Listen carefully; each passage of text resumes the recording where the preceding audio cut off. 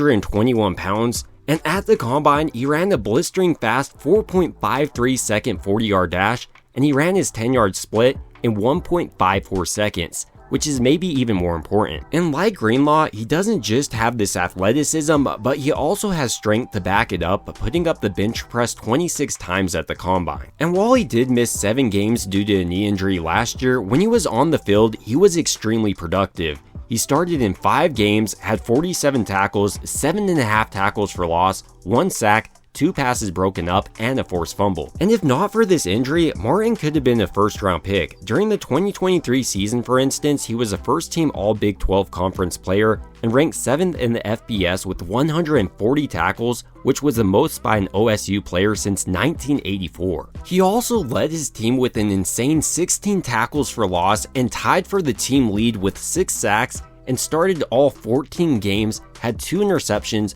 a forced fumble, and was a team captain. So in this video, I want to dive a little bit more deeply into the player that is Nick Martin and why I believe San Francisco got another Dre Greenlaw-esque player because of Robert Saleh's selection. Initially starting out, we're going to be looking at his run defense because like Dre Greenlaw, he's a true heat-seeking missile in this aspect. He can flow sideline to sideline like Dre Greenlaw, as well as just dominate you inside the box. A big reason for this dominance is his short area quickness. He does an excellent job of dipping under bigger offensive linemen and shooting gaps without hesitation. Tied directly with this ability to play with his hair on fire and close quickly is his instincts and ability to recognize a play. When you watch him routinely in the running game, for instance, he does an excellent job of taking his first step, reading where the back is going, and once he sees an open hole in the offensive line, he shoots it and takes away that lane from the running back. And because of his insane change of direction and ability to accelerate quickly in the backfield, he's able to chase down a back if he decides to cut it outside or try to run away from him. And like San Francisco's other picks so far in this draft, his motor is always running hot. I haven't seen him really take off any plays from the film I've watched, and it's impressive to see how hard he goes play in and play out. Another thing that becomes obvious when diving into Martin's film is he's a true tone setter on the defensive side of the ball. He's extremely violent with his tackles, which causes backs to really get worn down as the game progresses, and you'll even see him trying to avoid Martin. On Martin's film, there's also several plays where he shows off the strength necessary to take on offensive linemen, as well as the ability to bend underneath them and tackle the back in the backfield. And while I believe his run defense is better than his pass defense at this point in his career, I also think he can be an immediate asset there. Immediately, for instance, I believe Robert Saleh is going to love using him on blitzes.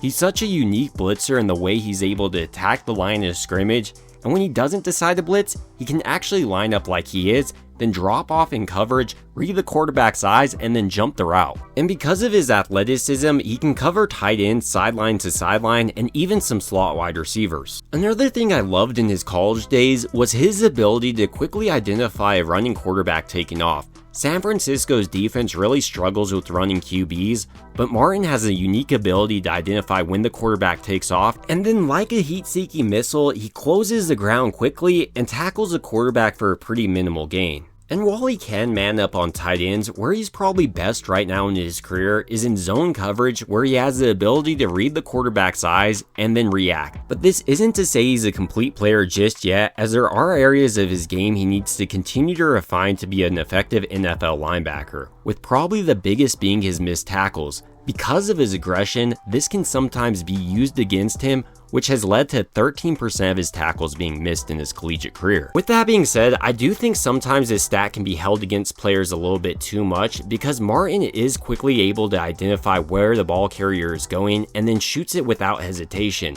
Some other backs just simply wouldn't even be in on the play. Another area I think Martin can continue to refine his game is using his hands more actively when taking on blocks. Sometimes they remain stagnant and this allows submittal, but when they do catch for him headed into 2025. We were first introduced to Nick Martin at Pleasant Grove High School, and there he was ranked as a 4-star recruit according to 24/7 Sports after playing both running back and linebacker. And like we saw during his collegiate career, we saw a player with the ability to play sideline to sideline, pick off quarterbacks' passes, blow up running backs, basically do anything you want out of a middle linebacker. And after a senior season that saw Martin make his team a playoff contender, he was ranked as a 4-star recruit according to 24/7 Sports, and he had offers from Oklahoma State, Arkansas, Houston, Kansas, and Kansas State. Ultimately, he did decide to enroll at Oklahoma State, and as a freshman, he was transitioned to a full-time linebacker, and during his first season in 2021, he only recorded 1 tackle,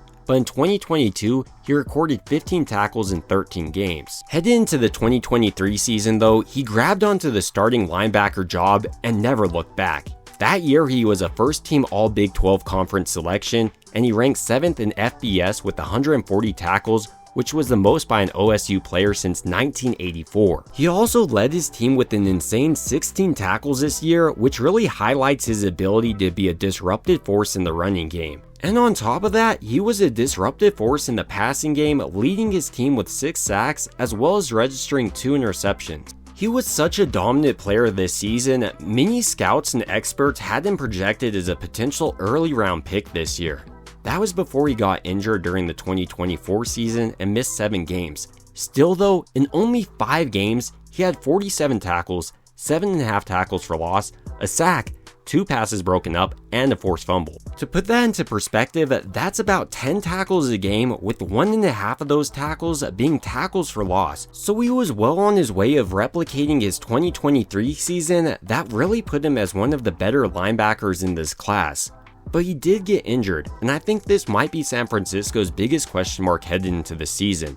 If he's able to remain healthy, I truly believe he may be the next Dre Greenlaw. When you look at him physically, for instance, he was pretty similar to Dre Greenlaw coming out of Arkansas, except he's more athletic. He has a better 40-yard dash and 10-yard split. I'm also extremely impressed by his bench press. So heading into the season, I do think Robert Saleh is going to make him the starter next to Fred Warner, and I expect him to come on a lot of exotic blitzes on 3rd down to utilize that aspect of his game.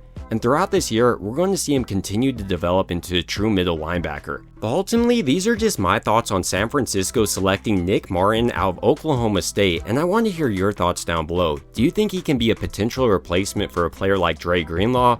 Or do you think a player like Dee Winters will start over him? It would also mean a ton to me if you could like and subscribe. And as always, I hope you guys have a great rest of your day.